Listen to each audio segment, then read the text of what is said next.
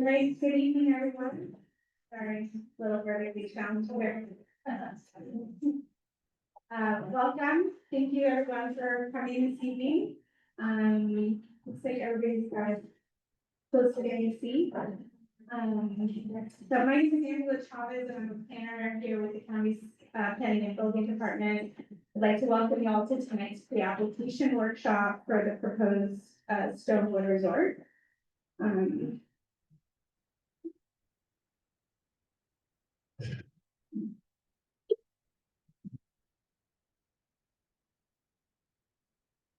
There. So just wanted to go over really quickly what the workshop format for tonight will be. So I'm going to do a staff introduction, kind of go over what the process that we'll be looking at is and kind of next steps. The applicant will then provide their presentation. And then after that, we will take public comment.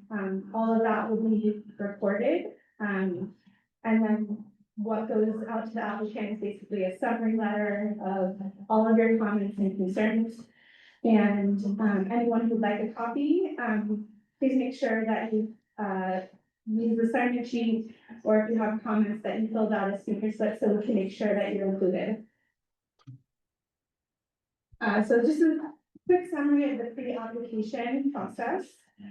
And this is required by the county zoning regulations where visitor serving development such as hotels, hostelries, restaurants, which involve or require 10 or more new hotel or lodging units, or 60 or more new restaurants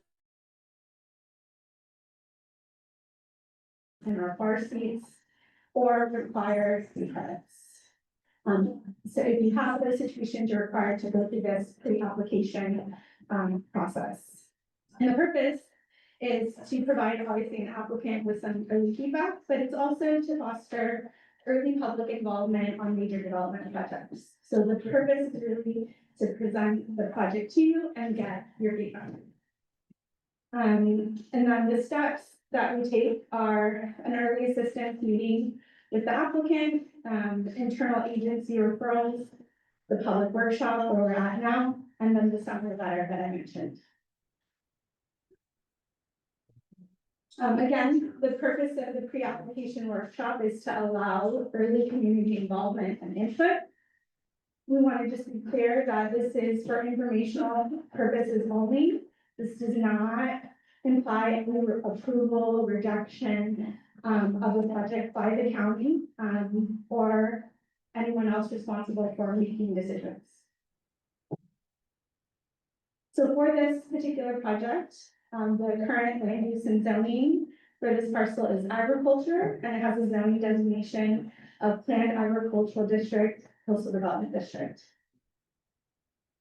The summary of applicable regulations for the site, development will need a planned agricultural district permit.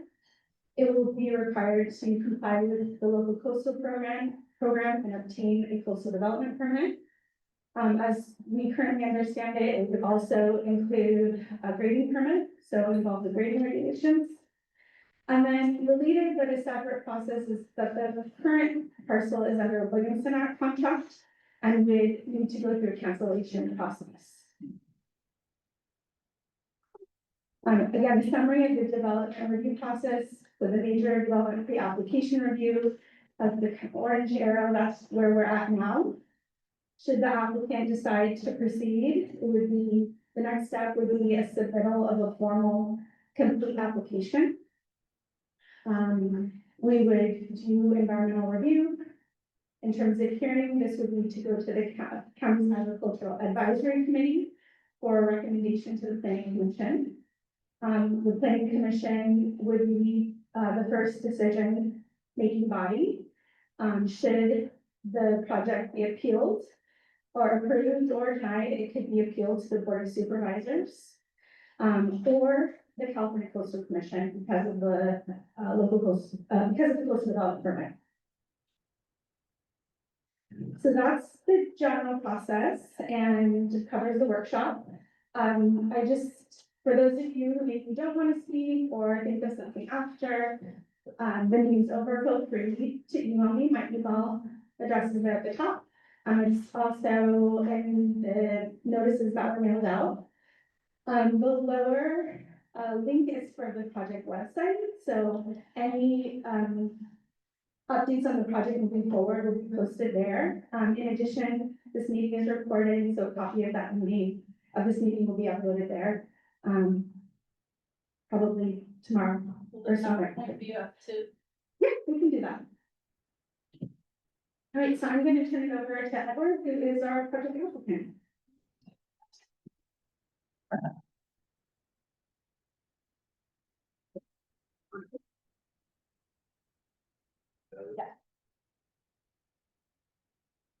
Before I share anything, just introduce myself. I'm Edward Wilkinson, East Bashar is here as well. He's my business partner. We've been on the coast since 2017. We originally moved and bought the property that the proposed development is going on for cannabis cultivation. There were about 20 employees that we worked well with over the last 5-6 years. Our dream was always when we bought the property to do this project, and so now it's all coming to fruition. We've been working with the county with a consultant and with the county for almost 2 years on this project, putting it together. There's been substantial more work that's been done on the project, but just to give you guys some background on the project and the plan. 12 private suite villas, so not some big 50-room, 100-room resort, and I don't like the word resort, the boutique kind of boutique resort. Think of a Post Ranch Inn. So I don't know if any of you have heard of Post Ranch Inn, but it's a 24-room resort with a spa and restaurant down in Big Sur, and a small boutique. But we also have another component, which is the clubhouse, and so we want with the clubhouse. The plan is we want to offer memberships for people that the co-siders, and we want to do 2 different types of memberships. One will be more expensive membership, and then a cheaper membership for the weekdays, where more affordable to people who come in and use the spa facilities, use the sports complex. And there's also going to be 12 campsites. So these campsites are going to be low-cost campsites. They're not going to be for RV hookups or big camper vans or anything like that. They're going to be, drive in, kind of pitch a tent. And yeah, that's, about the project. I think it's going to bring, good paying jobs to the county. I do want to talk about some of the concerns that have been brought up already. I went to the MCC meeting last week and we had it on our agenda. There was talk of some traffic and visual questions, which I'm sure many of you are gonna have questions about. So I think I'll try and cover as many questions I'm anticipating as possible. Let me just get this share.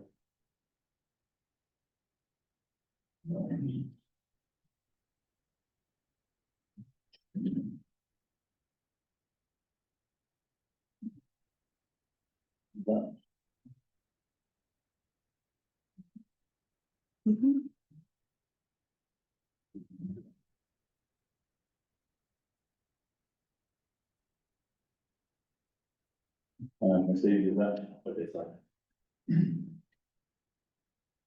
So the point of these couple photos I'm about to share is about visual impact. So basically, are we going to be able to see the project? Who's going to be able to see the project? And the answer is nobody's going to be able to see the project. This project is completely out of sight, out of mind. We have 2 hills that are in front of us that are protecting it from Half Moon Bay, the highway, and there's no visual impact. And we'll be able to show that once I get this screen shared.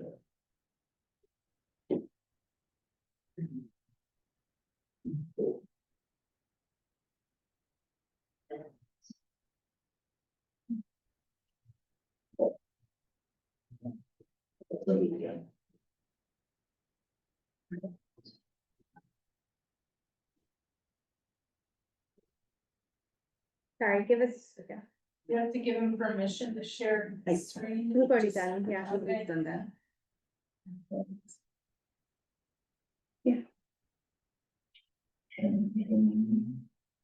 There we go. There we go.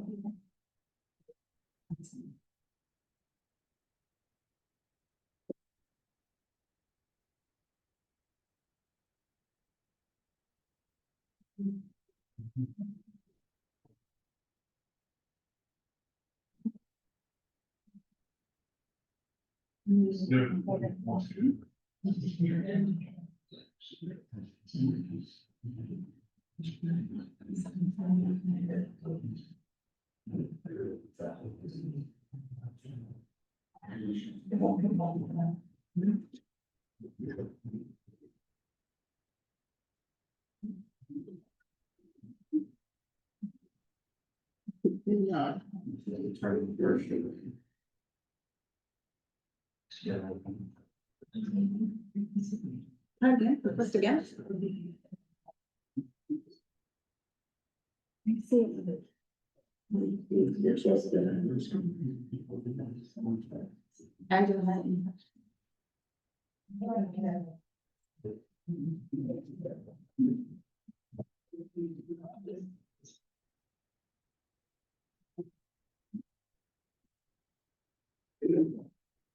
Sorry, apologies.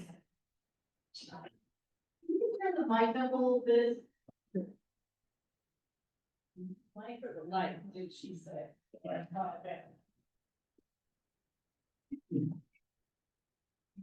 Yes. Yeah, maybe stop sharing.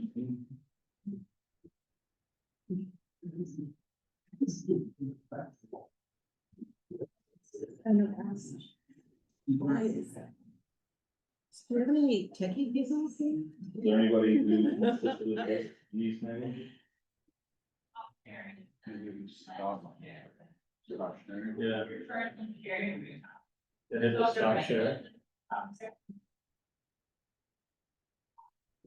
There You're back for, here.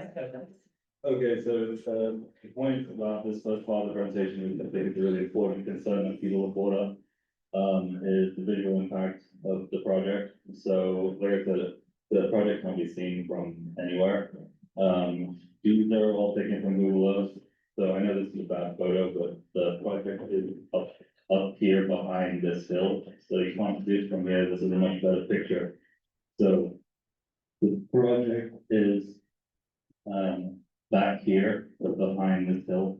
So, sorry, behind this hill, so you cannot see anything back there. If you could see it, you'd be able to see, Ox Mountain as well. So we can't see Ox Mountain from outside, it is visual eyeball from our property, but, you can't see it from there. Here's another one going towards this way. The further you go south, you won't be able to see anything, because again, this is all covered up. So as far as visual impact, it's another one from here, you can't see it. I'm gonna share another screen. Which.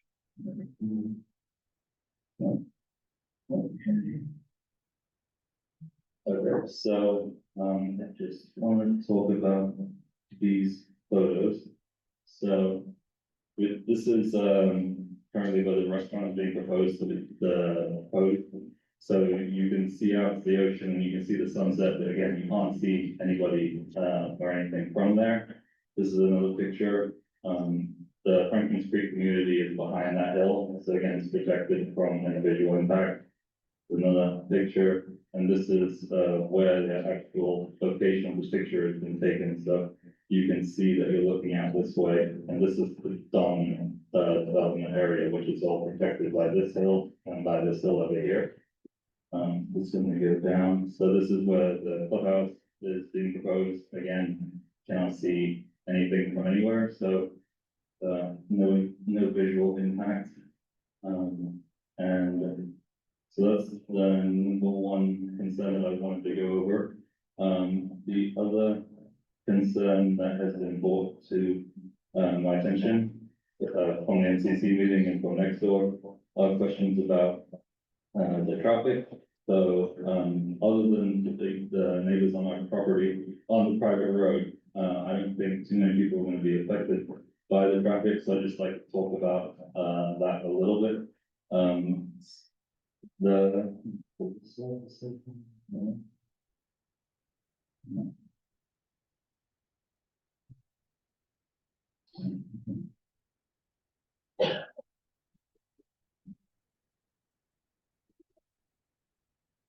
So, just to talk about traffic really quickly, so, we've had, used to rent to a separate tenant called Dog Park Nursery. They went out of business, a couple of years ago, but they were operating for about 3 years with 60 employees.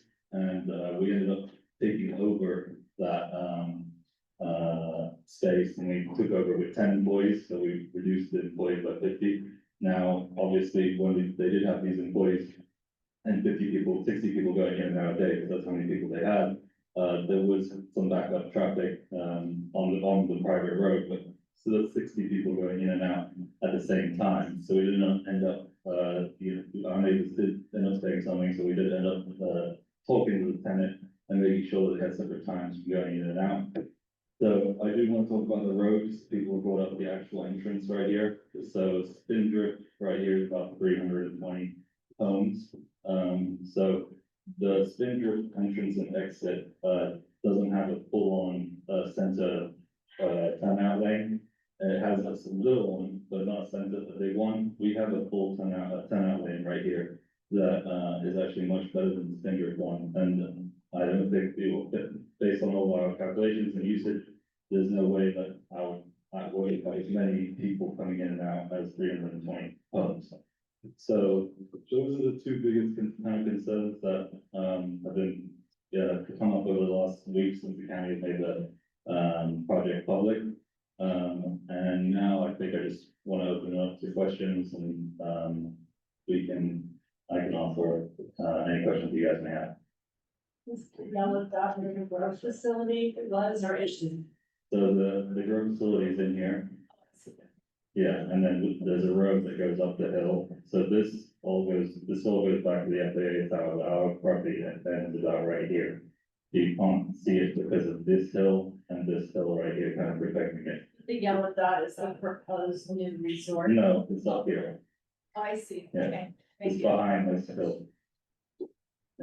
Sense. Okay, did you say you had an affiliation with Post Ranch Inn? No, I'm saying that's the vibe we're going after. So like those villas are thousands of dollars. Well, yeah, Collecting them. well, yeah, I mean, the villas are, Really? the villas are proposed to be high end. And then we have the campsite as well that has low cost, so we have a mixed use on the property. But yeah, the villas and the clubhouse, are going to be more higher, and the plan is basically, as I said before, is during the week, what we want to do is we want to have a separate type of membership that goes to the spa, wellness center, and the sports complex. So people can come in and use it locally, and make that's use of it. The theme about the whole project and the development is, wellness and food. So it's all gonna be based around those two things. We plan on having, a very, high state of the art wellness center that, hopefully will benefit, not just the community, but people coming in as well. How long is the Williamson Act when contract and effect and writing motion? So it's more of this is quite a technical question, so basically, the Williamson Act, is associated with agriculture, and even though the county deems, cannabis agriculture, that under the Williamson Act, it does not deem it agriculture, and we currently didn't have any other agriculture activities on the property, although we are proposing, there are unused greenhouses and food houses on the property that we are proposing to turn into more of a farm to table type production for the restaurant. So, within the Williamson Act, we have to cancel it, but when you apply for the cancellation, you then start a 10-year clock. So we're 2.5 years into this 10-year clock, and if we wanted to cancel it right then and there, I think the county quoted us about $650,000 to cancel it right then and there. We have to pay the county. But every year that we wait before we actually cancel it, there's 10% reduction in that fee. What is the estimated completion date? Sorry, Clint? The estimated completion date of the project? I mean, that depends on how smooth this process goes. But, you know, we wanna get it done as quickly as we can, obviously. We plan on, waiting for Angela to put together the summary letter after this meeting, which will have, I'm sure, a bunch of notes and maybe things that we have to add to the project. We have worked the last almost 2 years. We submitted the initial public, pre-application January 2024. So since then, we've received, comments from the Coastal Commission, from environmental, from, public works, from, all the other different agencies within the county. So we have done a substantial amount of work since initially submitting the project in January 2024. So this project right now, if you look at the actual application, I think it's about 200 pages. So it's probably another 200 pages or so that's gonna get added to the, maybe even more than that, to the official application when it goes from a pre-application to an actual planning application. And so we're planning to get that done hopefully by the end of the year.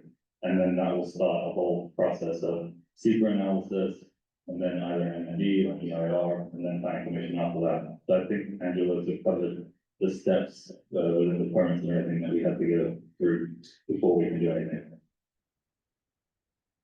And in the back, the first. Thank you. Would the proposed campfires be wood or gas? So that hasn't been determined yet, you know, we don't even know if we're allowed to have the campfires, it's something that we still have to negotiate with the fire department. So, that's the answer, I don't know if there's going to be any. The acres of land will be developed, and then the following question is, you talked about the number of employees last time, what you have currently, what's your updated number of employees of the development? And how many people would you expect at capacity, and how many people will be using it on a daily basis as a clubhouse, restaurant, et cetera? Yeah, so, the employees are planning to hire 16 people. If there is a traffic study within the application that, I'm happy to go over in person, if anyone has any specific questions about that, whenever outside of this, I'm gonna stay behind. If anyone wants to get my contact information, go through any of the details specifically, I'm more than happy to do any of that. The traffic study, estimated an average 106, trips per day. So that would be the kind of usage that it would be. That's including guests. Yeah, that's yes, and the additional farm labor housing and actually. And workers.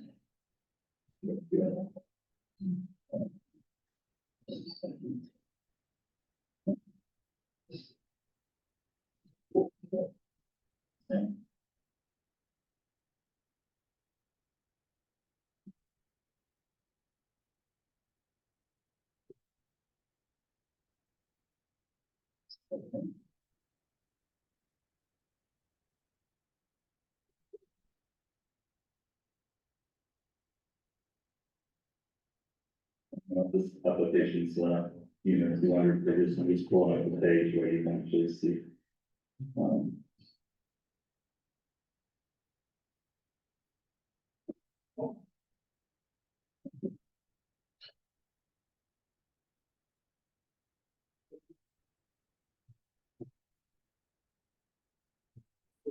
You increase the percentage so at the top there, but that's not true. So this is the, within the traffic study that's proposed, for all the different components of the project, so the village, the campsite, the clubhouse, restaurant, lawn center staff. Farm staff, the farm staff's actually reducing, a few trips because now we have employees on site. Resort staff and the owner operator residents, that is just going. So this is again, on it within the traffic study, and, I'm happy to go over it if there's any super technical questions with it. I do have, some of my consultants here as well. I wanted to know, you're gonna continue the marijuana grow operation? Yeah, with, And then, what kind of security, I guess you upped your security because you got robbed, but I guess we discovered that homes are only that high Yeah, there was an incident about 2.5, 3 years ago, isolated incident, I'm not sure how it happened, but, they all got arrested. And, we've increased our gate security and a bunch of other things, but we do have, there's 40 cameras on site. And there is a security plan that had to be submitted for the canvas application. And will you be taking down those signs that say private property and the trespassing? Yeah, those will be going down for, would obviously be anticipated going down, if it was gonna be approved.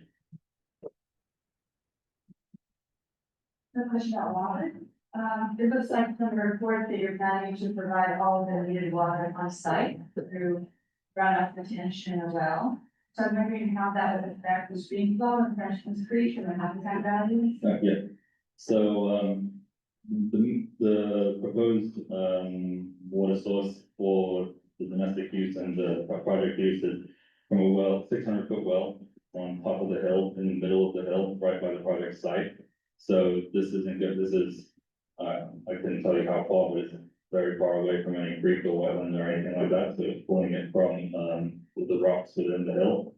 And then the cannabis operation actually has, water rights from Frenchman's Creek, but we're only allowed to pull water from that during the time of the year, and it has to be enough below, so we have a flow meter on our intake, and it has to be above that 7 below, so that it's not actually, it's all this runoff water that's going into the ocean, and it's not pulling any water that's, important for the creek.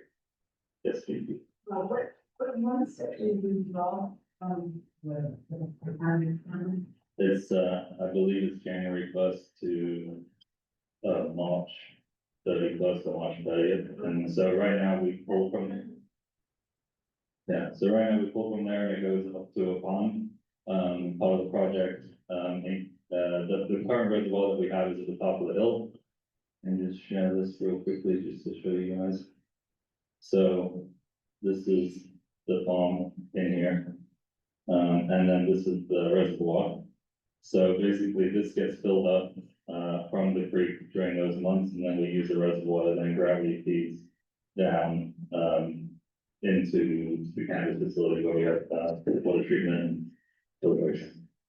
About the leach field for the septic, where does that go? So, Not near the pond, hopefully. one second. Sure. While you're figuring that out. You're gonna allow people to speak on the project or just ask her? Yeah, we have some speaker slips, so I thought we'd allow the questions to finish and then we'll, call the speaker slips. Right.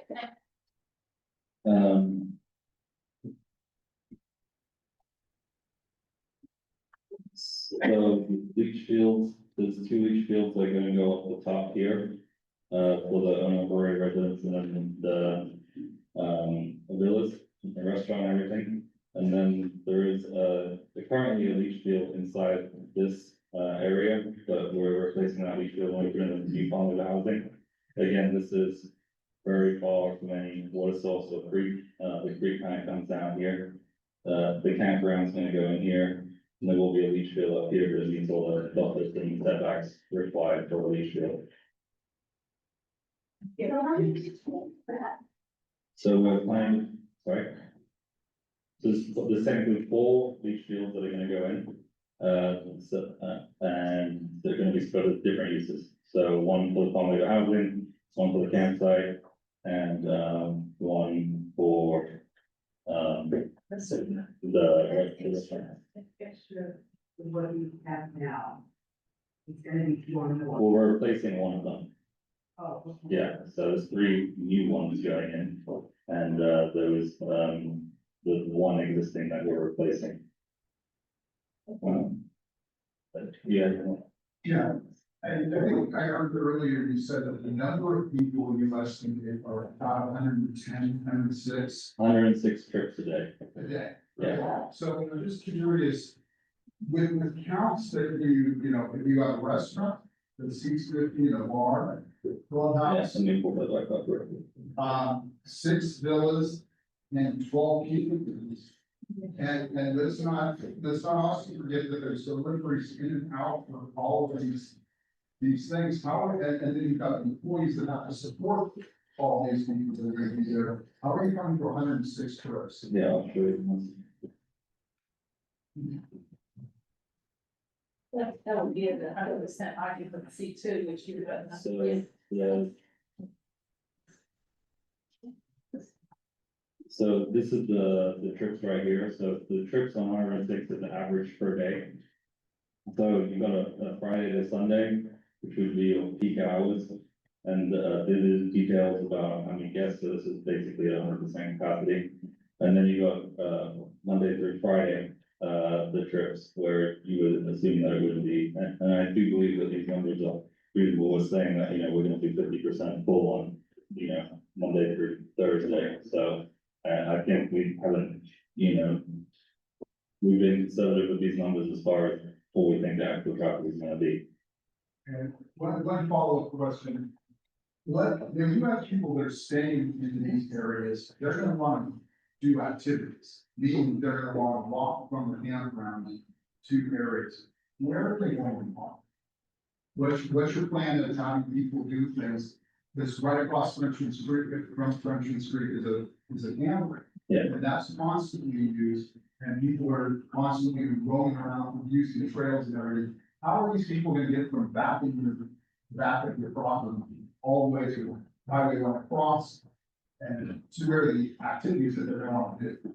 I would say that predominantly going to drive, but if people do walk up and down, we do have people that do walk on the road. And I think everyone's very respectful of the road, as far as traffic goes and speed and everything, we try our best to do what we can. Yeah. So I have several infrastructure questions. I appreciated the question about the water, so that answered one. And I got the message about the septic lines. That raises the questions, I don't drive up and down Frenchman Street Road very often. Can you locate your development with respect to the site that are on the farms? Was farming, Yeah. maybe this farming still exists? Yeah, so they're back here. Yeah, they're back here. Okay, so they're on the left side. Yeah. And your place is on the right, where the yellow dot is? Yeah, and yeah. Okay, and, okay, so they're organic. Can you tell me a little bit about the way the leach field that you're proposing,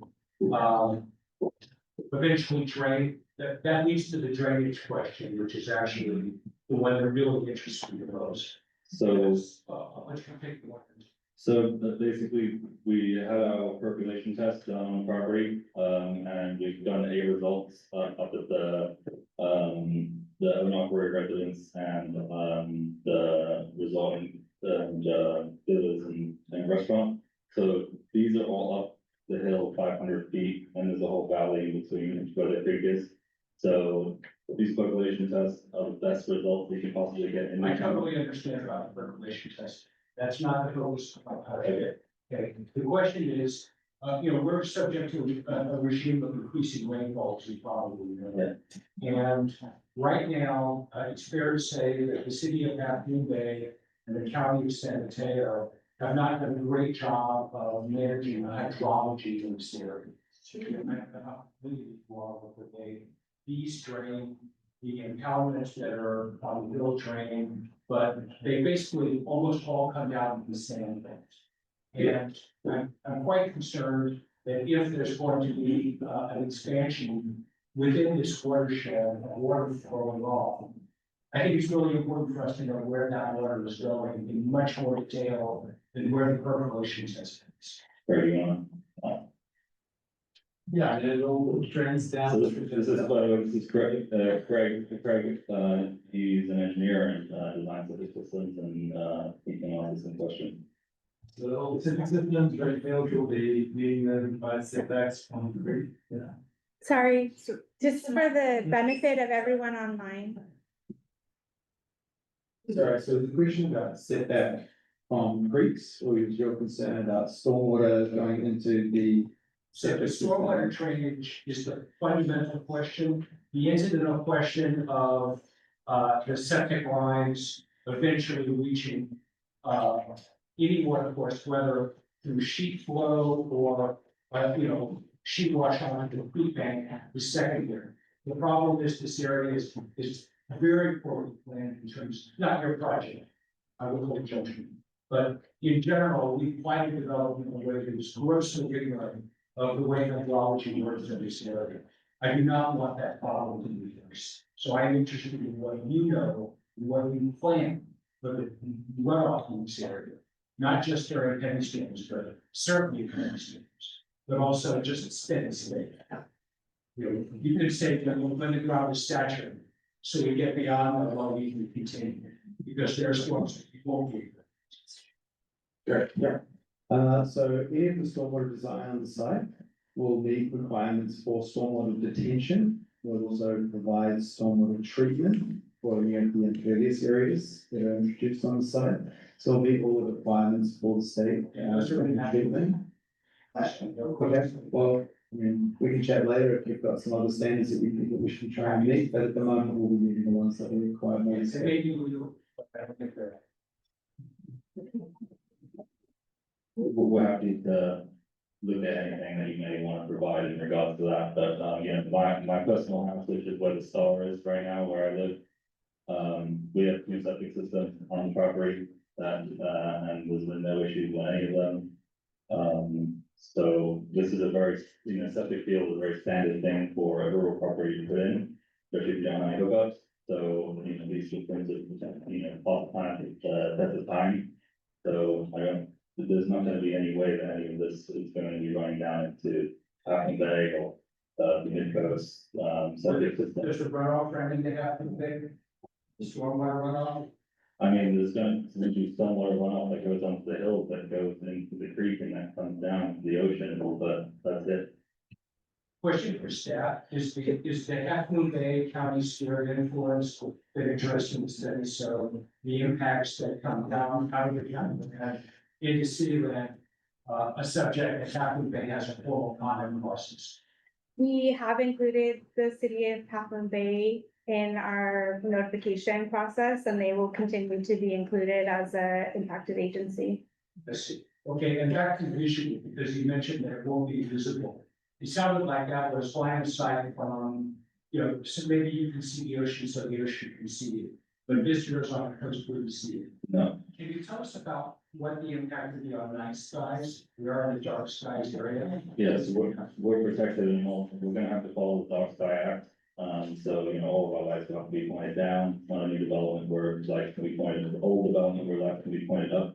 So we're gonna have to conform with all those things and make sure we do all, in the design that everything's gonna be mitigated. So, I don't think you're gonna have an issue from back there. We operate the road back there and, we have light decoration cones, sometimes the cones, malfunction or left open. And I don't think the county or me, has ever received one complaint, and there's no way that anything can be brighter than one of those grow houses. Yeah, different question. I'm gonna move on.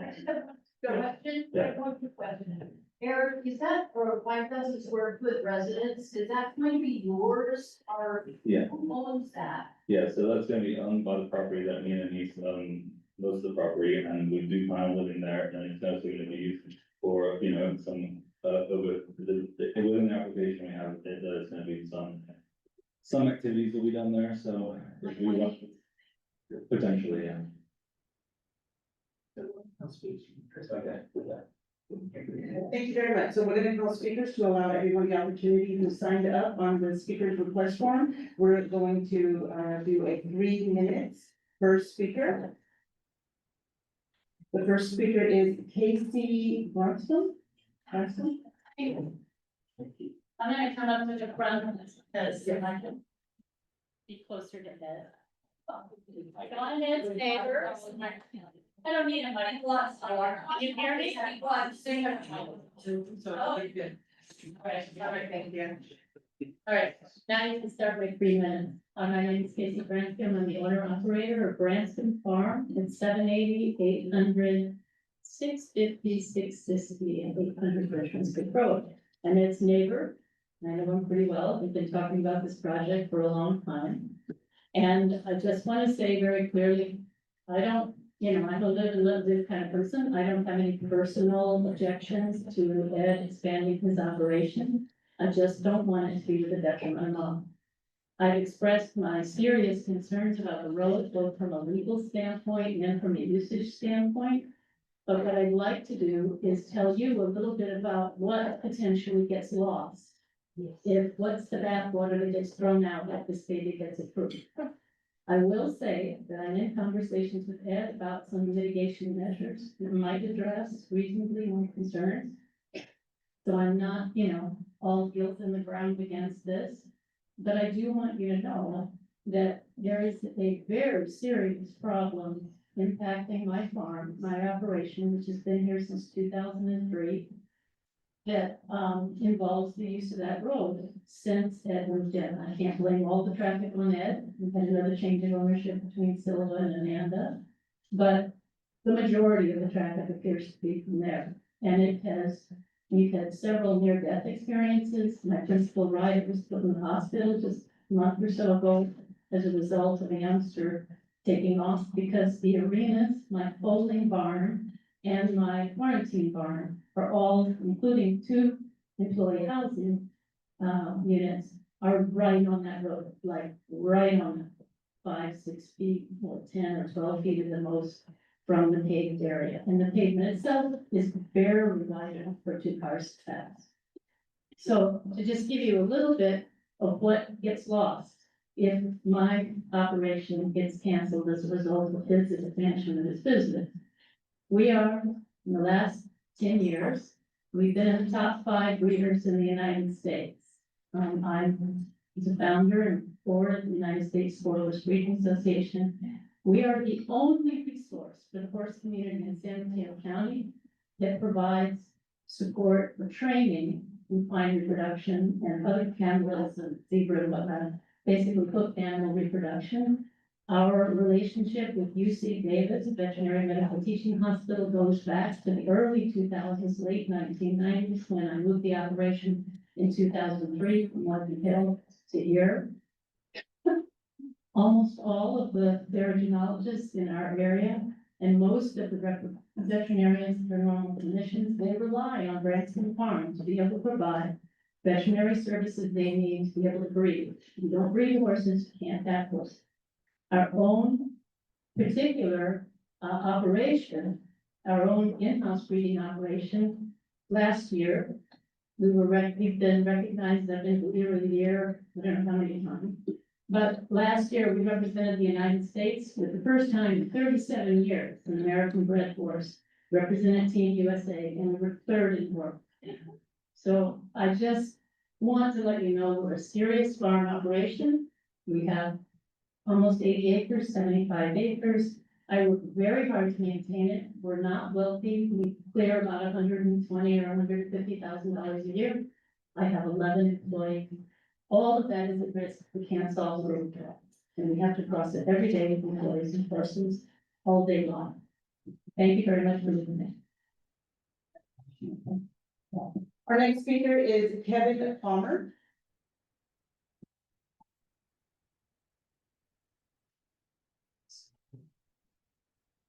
All right, and thanks for the informative spill. I had a lot of good questions. You're gonna be direct competition with me, with my RV park and my event space. But it doesn't sound like you're gonna be impacting me at all. But I think it's a great project. I think we need more of this in the community. I just heard on the radio today, hotel occupancy rates increased by almost 4% this year alone for the coast. Not too many other places. So almost everything has been sold out continuously. So having more places to stay, it's gonna be a direct benefit for the Bay Area. So thank you. Thank you. Our next speaker is Louis Vigon. I'm going to pass my question for Ed.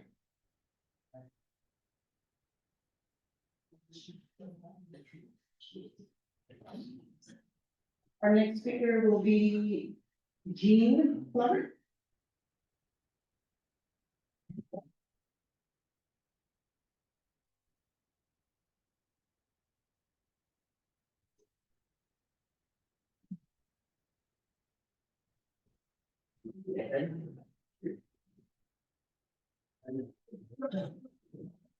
Good evening.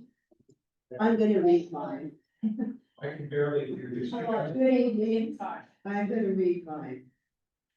My name is Jean Plummer. I'm the owner of the land adjacent to Highway 1 on Frenchman's Creek Road. The land has been farmed by my family for 100 years. For the last 10 years, the farmland is leased to Greenhart's family farm. He's an organic farmer that grows organic vegetables and sells organic vegetables in San Francisco and beyond. These are my main concerns. Number one, traffic and safety, been already discussed. All ingress and egress for the proposed project is on Frenchman's Creek Road. A narrow private road running through our farm and connecting directly to Highway 1. I request a professional traffic study that addresses daily resort traffic and emergency evacuation scenarios for wildfire, earthquake, or flood. This should include first responder access during the evacuation event. These people are leaving, but these first responders have to be able to reach the problem. Number two, water supply and hydrology. The farm relies on wells for domestic sites. Excuse me, the farm relies on wells for domestic water and permitted creek diversions for irrigation. There are 4 diversion sites along Frenchman's Creek, with the proposed resort being the most upstream, and my diversion is last downstream. I'm requesting the county require a comprehensive hydrology study that accounts for all permitted diversions, their historical and projected usage, and the impact on downstream diversion habitat and residential wells. Number 3, land use and environmental review. This project represents a major change in land use away from agriculture. I request a full environmental impact report under CEQA to analyze impacts on traffic, water, habitat, and local community character. Please add my name to the mailing list for all future notices and public hearings related to this project.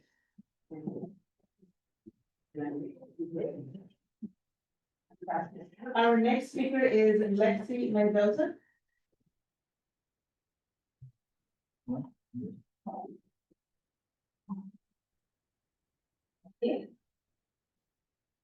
Hi, thank you. I'm Lex Mendoza with Green Foothills, and we thank you for this early input opportunity.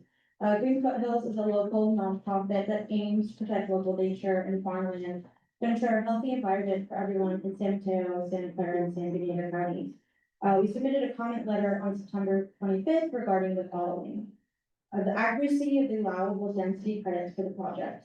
County zoning regulations limit density of non-agricultural use to 1 density credit per 160 acres in a parcel more than half a mile from public road. 37 Frenchman's Creek Road appears to be farther than half a mile from the nearest public road. Therefore, the density credits should be revised accordingly. The project should include an analysis of potential visual impacts.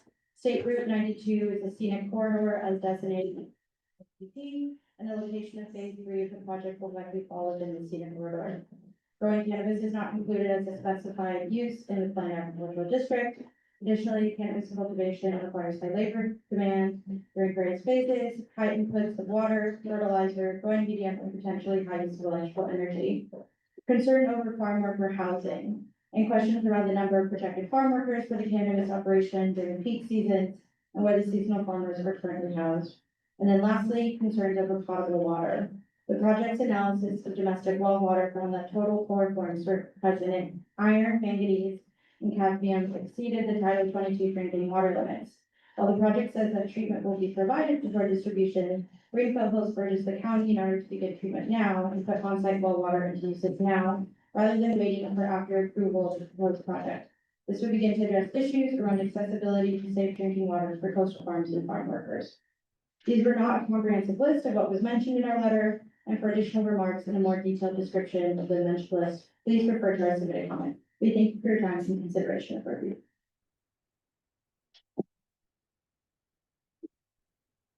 Thank you. Our next speaker will be Tim Van Maida. I used to pretty well, that's the guy who just like to, that's what word.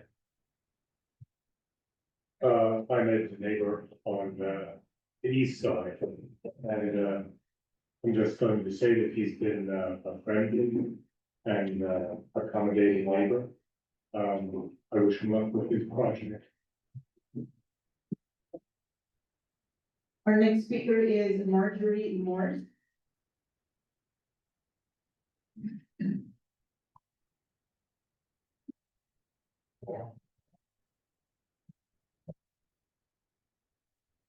Hello, my name is Marjorie Morris, and I live in Half Moon Bay, Frenchman's Creek area. I really like the nature there, the park and the creek. What I wanted to say was, recently, to help my community, I became a member of the Farm Box for Greenheart's, organic farm, and I recommend it highly. But, I feel that farms are struggling, especially organic farms. And when although they're very nice, these people, you know, the marijuana growers, have no problem with that. You know, when they were doing that, I thought, well, you know, that's legitimate farm, you know, activity. But now everything's changed, and we are now moving from farmland to development, resort, liquor sales, weddings, and, you know, and it sounds great, pickleball, sounds great. But the thing is, do we want to preserve our farmlands? Switzerland, they preserve their farmlands because they realize they have to feed their people. And with the current, farm situation, farmers are struggling. I think we need to preserve that land, and once it is developed, there's no going back. It's developed, it's no longer dirt, it's no longer earth, it's no longer, sequestering, CO2.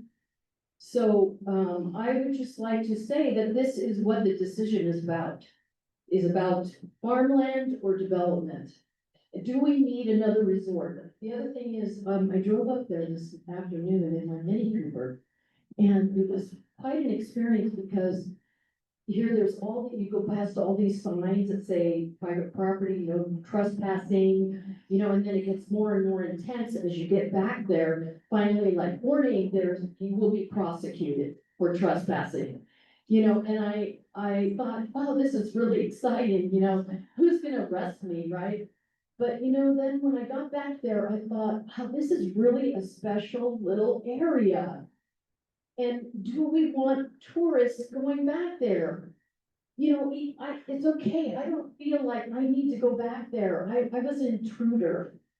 You know, and we should make places for farms to do farming and organic farming. It's really, really important. That's all I have to say. Our next speaker is Lori Shutters. Our next speaker is Daniel Fielbo.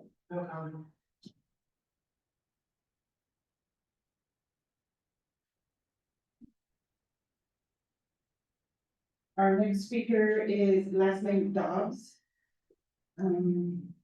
Gerald? Yes, Gerald Dobbs.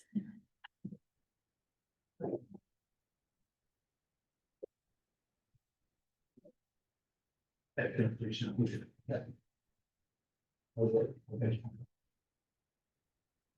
evening. My name is Gerald Dobbs. Not new to Fresno Creek, brand new, haven't even moved in. But, I'm gonna be at Navy here pretty soon. Can you? Yes, no, I'm sorry. I hear you. Thank you. To be quite honest, not too thrilled. And, but Ed was kind enough to reach out to him. And, I don't know what. I still have a lot of concerns. As far as I'm concerned, I got sex, drugs, and alcohol. All combined into one. And as a father of three, makes me mad. That's drugs, alcohol. Now, it is just marijuana. But that's just a gateway drug. I used to do it a long time ago. That was just my path. Alcohol, a restaurant. Maybe you guys run a restaurant before? Anybody? It takes a lot of alcohol to make a problem. And that's where we make your money. So now we got drugs, alcohol. Sex. What? Yes, sex. That goes from the national side. Across the street from my shop, in here in Redwood City, there was a massage problem. We got a 600-square-foot massage facility going in here. It might be a stretch, I get it. But I am concerned about not only my children, but the youth here in Half Moon Bay and San Mateo County. This project does not belong in San Mateo County. Let's move it up to San Francisco or belongs. I'm gonna leave you with this. Now the book of Matthew. We are known by fruit. Beware of false prophets who come to you in sheep's clothing, but inwardly they're ravenous wolves. You'll be known by their fruit. Do men gather grapes from thorn bushes, or figs or thistles from thistles? Rhetorical question. No. Even so, a good tree bears good fruit. A bad tree bears bad fruit. A good tree cannot bear bad fruit, nor can a bad tree bear good fruit. Every tree that does not bear fruit is cut down and thrown in the fire. Therefore, they're known by their fruit. This thing's going to produce bad fruit. Thank you. Our next speaker is James Benjamin.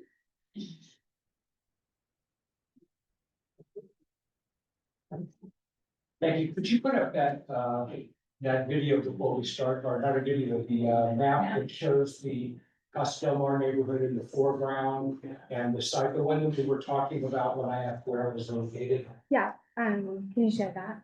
I appreciate that. So while they're talking, I'm Jimmy Benjamin. I live at 400 Pilositos Avenue. It's good to see all of you. I recognize some faces from one of my 4 terms on the planning commission in Half Moon Bay. My former colleagues on the planning commission is here. Nice to see you guys. I don't know the applicant. I have no objections.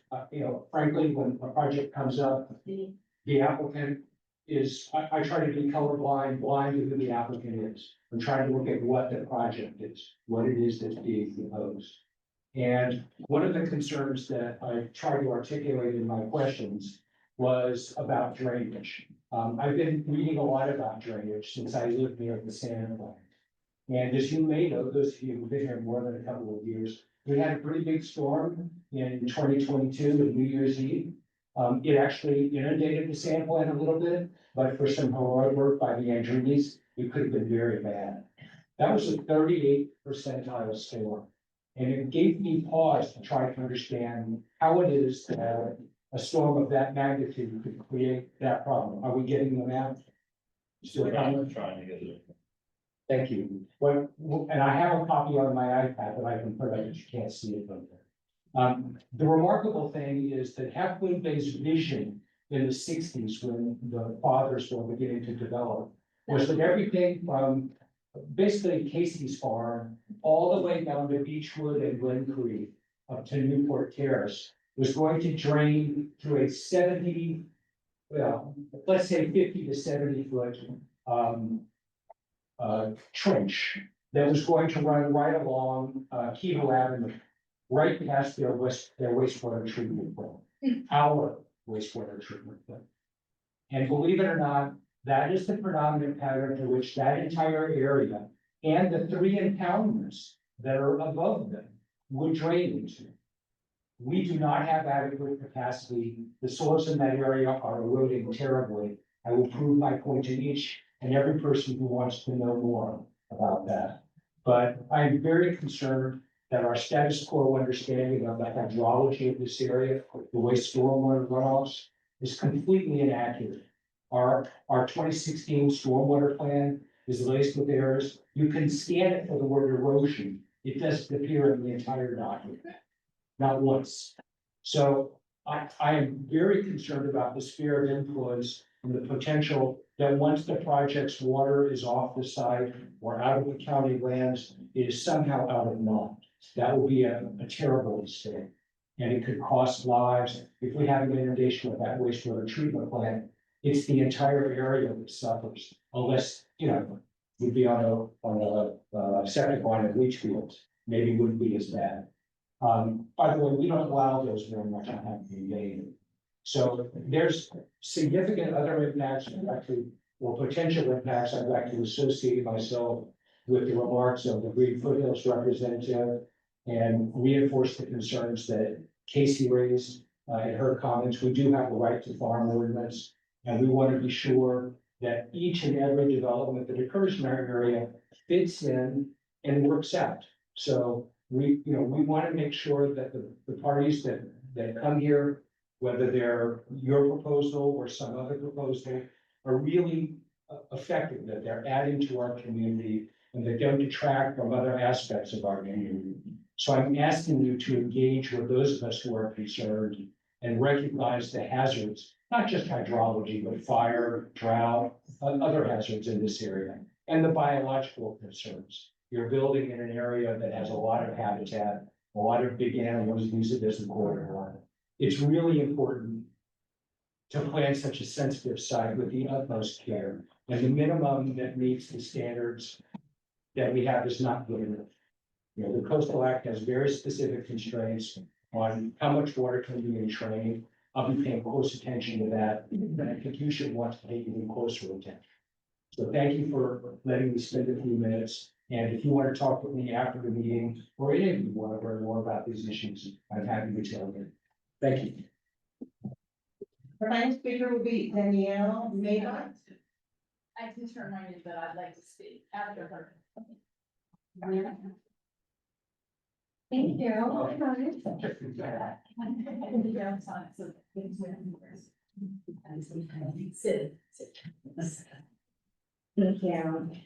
I just wanted to take a few moments to acknowledge that this is a very, very beautiful, special part of the world.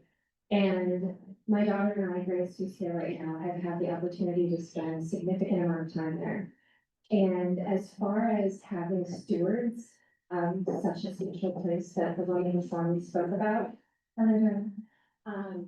you couldn't have better operators than Everett and the team that have run the Grow, who have worked in the community, who have done outreach, who are keen on following the rules, who are very astute when it comes to environmental protection.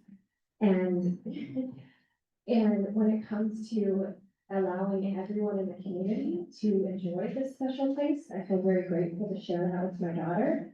And she would also like to say a couple of words. How much do you love the farm? And the idea of being able to host new engagements and weddings and bring people from all over the world to share in what is this community is a really beautiful thing. And you couldn't have better people doing it for you than these guys. And they will go the extra mile to make sure everyone is heard and the rules are followed. And when it comes to remediation or overflow or water usage, they will get the job done. So I hope that that just imparts goodwill in that and.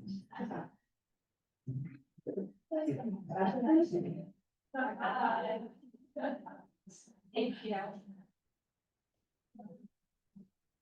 Our next speaker is Sid Young.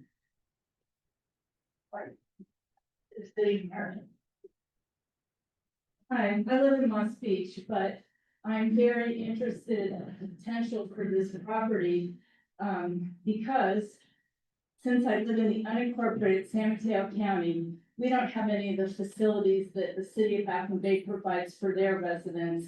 And I looked at this as possibly being a place for the unincorporated mid-coast residents to come on the weekdays and have a chance to make use of the wellness center. I hope maybe there will be a pool there at some point or some other kind of facility that we can use. As it is, this is the biggest room on the mid-coast that we can even have a public meeting in. So it'd be nice to have a venue where you could go and maybe have another meeting. Also, I kind of wanted to address the thing about the sex, drugs, and whatever, rock and roll. The alcohol, thank you. I think my next door Ed was saying that you can't have a restaurant with alcohol and have any marijuana nearby. So that is not an issue. They're growing it in a different spot on the property. And as far as being way up there, I mean, people have sex. What can I say?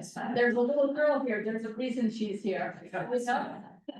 And they're only gonna be, I think it was 12 units, right? So anyway, I just want to say I'm in favor of the wellness facility and the fact the county hasn't provided us anything. And this will be an opportunity, a lot better than that huge Dunes Beach Resort that they proposed right on the ocean side. And it failed, but this is a lot smaller, I think. Thank you.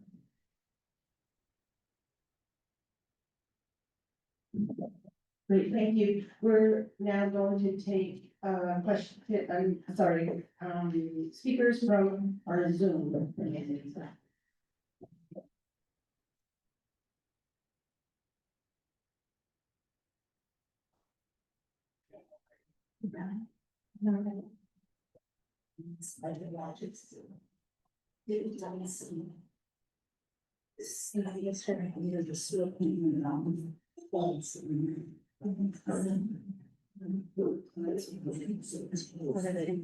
Everything that comes down in there is those blocks that are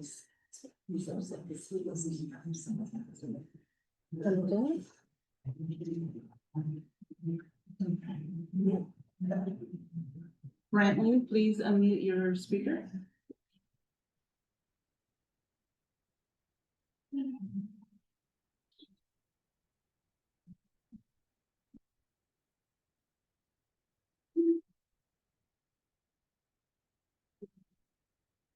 Brantley, can you hear me? Brantley, you're still on mute. We're gonna go to our next speaker, Brantley, and we will come back to you. Jim Sullivan. Mute. Great, thank you. Just two points. One is a question on with your estimate of roughly 100 motor vehicles entering and leaving the property per day.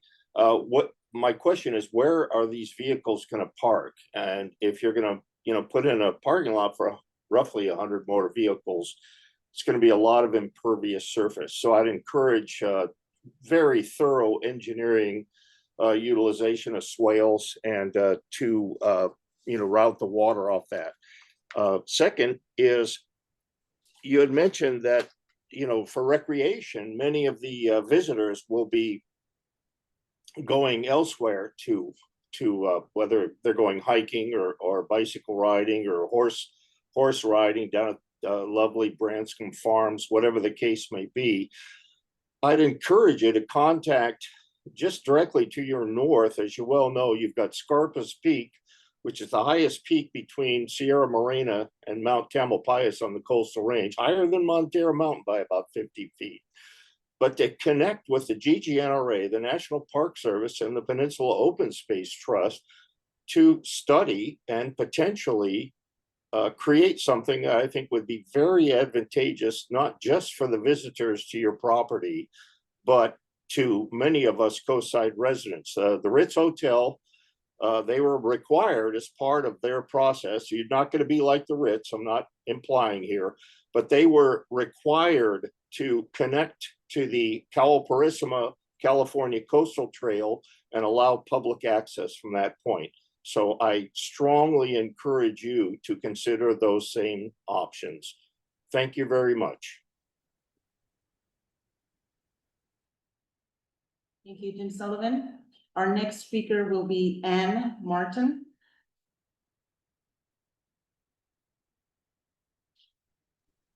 Okay, can you hear me?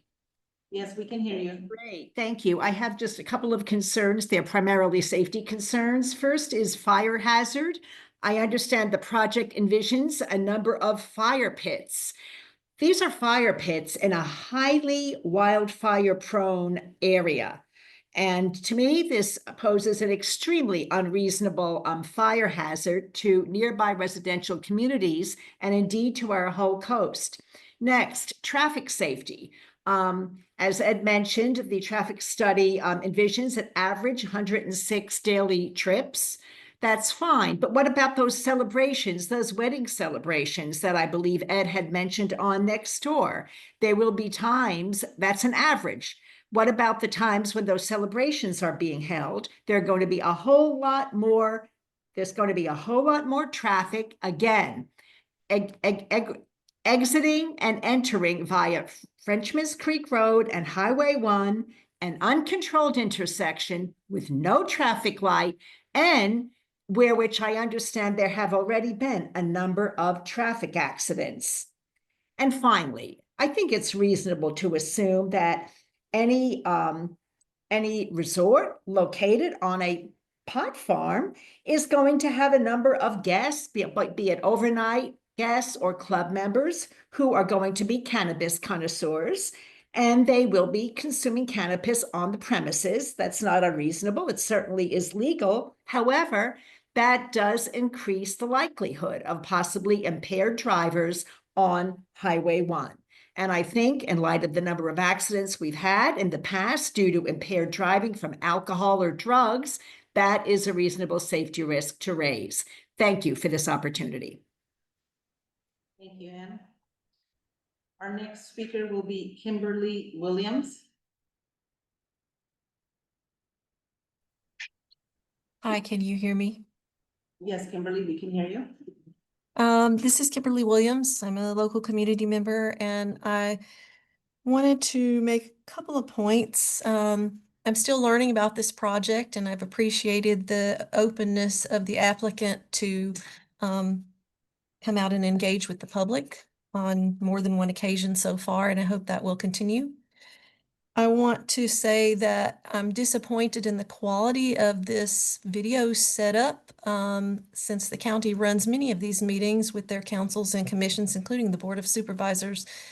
This is not very well set up, and it's been very challenging for those of us on Zoom to hear people in the room and to see the visuals. So I would encourage you to look at ways to fix that problem. I want to say that I want to emphasize and reiterate the concerns voiced by Green Foothills. I think those are really important things to pay attention to, and I would like to see the county staff and the applicant look at those issues and seek to address them. I want to encourage the applicant and the county staff to work to address the regulatory issues involved here and the community concerns. And I also want to remind the county staff that not only do they have a duty to work to serve the applicants, but you also have a duty to serve the public. So you have a dual role, and I hope that you'll seek to fulfill that. And one of the things that was apparent to me in the slides earlier is that there is a scenic impact to Highway 92. So I think that is important to look at. There are regulatory parameters there that need to be addressed, and I'm surprised staff didn't pick up on that earlier. And I look forward to learning more about this. There are a lot of issues here that people have raised, and I look forward to seeing how the applicant and the county will seek to address all of those issues. One other thing, actually, I do have a question about that I wanted to ask during the question period, but Zoom was not allowed to do so, is this issue of a 5,000 square foot homeowner's residence as part of this project. I'd like to understand how that becomes part of a development proposal for a business. I would think that that would be a separate application and proposal for a homeowner residence, separate from the agricultural operation and separate from the business development. So I look forward to hearing the answer to that. Thank you. Thank you, Kimberly. Our next speaker is Dan Haggerty.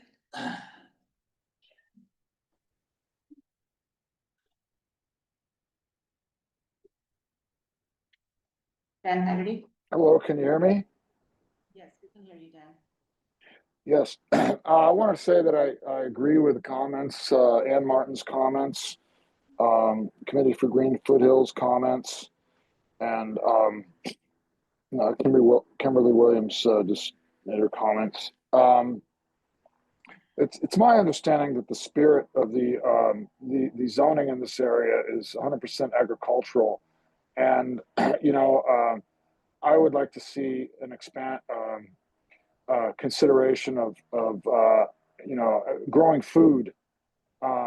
Food is getting more and more expensive, and who knows what's down the pike in the years ahead. I think that growing food, edibles is extremely important. And if it stayed in that spirit, then it would solve all the traffic problems that would acquire at the intersection of Frenchman's Creek Road and Highway 1. I think that the highway is already over it's over capacity, and we have to think of smart moves going forward to allow that highway to flow and work for everybody. I think that this will impact the overall flow and safety. So I think that this should be looked at. Again, I really think there should be expansion of growing food. Thank you. Thank you, Dan. Our next speaker is Michael Wall, Pacifica, California. Hi there, can you hear me?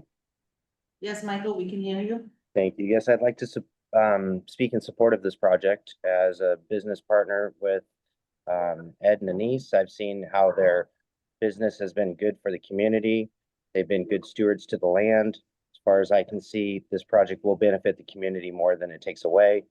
All of these concerns that the community has, I think, are very important and should be addressed one by one with the support of the council there. I think that this project should move forward and all those objections should be handled one-on-one. And I think this is a great project for the community as a whole. Thank you. Thank you, Michael. Our next speaker is Dom Narducci. There you go. I got my 2 cents in. Okay. Hey, folks, thank you for the opportunity to voice a concern. First of all, I agree with Dan Haggerty. I think Ed should find ways to grow edibles in all forms. More seriously, though, the thought occurred to me as I was reflecting on this project that when we invite and provide more opportunities for wealthy folk to visit the coast, they come out and they go to our restaurants and they spend more money, and they visit our shops and they spend more money. And if we're so lucky that they could visit the and the scenery and the tranquility of the coast, we may just leave a lasting impression that not just gives them a reason to come back, but gives them a reason to remember it and think about it when there's other issues politically at a higher level that require its preservation. So my concern for Ed is it's only 12 villas. It's a single clubhouse. I think it would be great to find opportunities for that to be expanded and for the property to support kind of more opportunities for people to come from other areas and visit our lovely coast. Thank you so much. Thank you, Don. Our next speaker, can you please identify yourself? Laura's iPad.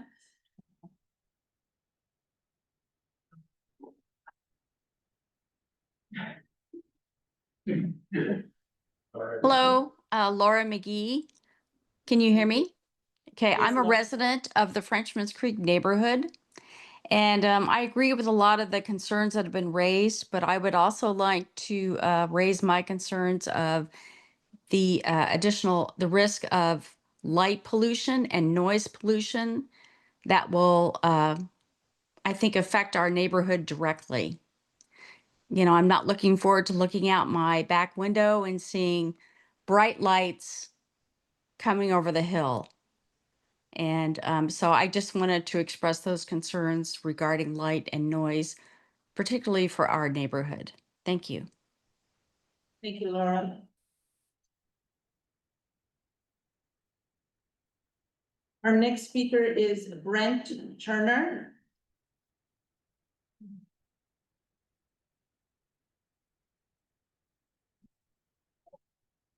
Brent Turner, please unmute.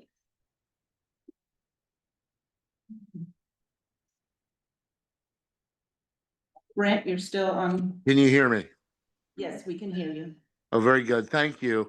I just wanted to make comment, associate myself with the concerns that have been expressed, but also to note that in my conversations with the property owners here, the folks putting forth the project, it seems like they are more than open to conversation and suggestion and are doing their best with the county to make sure that this project moves forward with sensitivity to environmental concerns.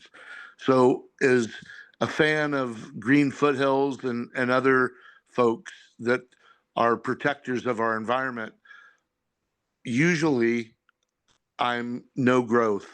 And I'm in the Frenchman's Creek neighborhood. So this will directly impact to some degree our neighborhood. But after going through all the material, it seems like this may be the right project at the right time so that we have an upscale development like this. And then I will retreat back into my usual no growth mode. But I think this is an opportunity for the co-side, and I wanted to associate myself with the previous comments expressing concern, but also wishing this project to keep moving forward. Thank you. Thank you, Brett. At this time, we have no more speakers on Zoom. We will turn it over to Angela Chavez.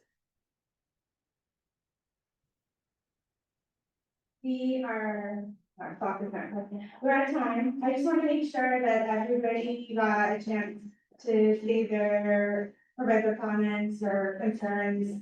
If you, let's see here, if you haven't, please feel free to reach out to me, or if you don't feel comfortable being out loud, that's fine.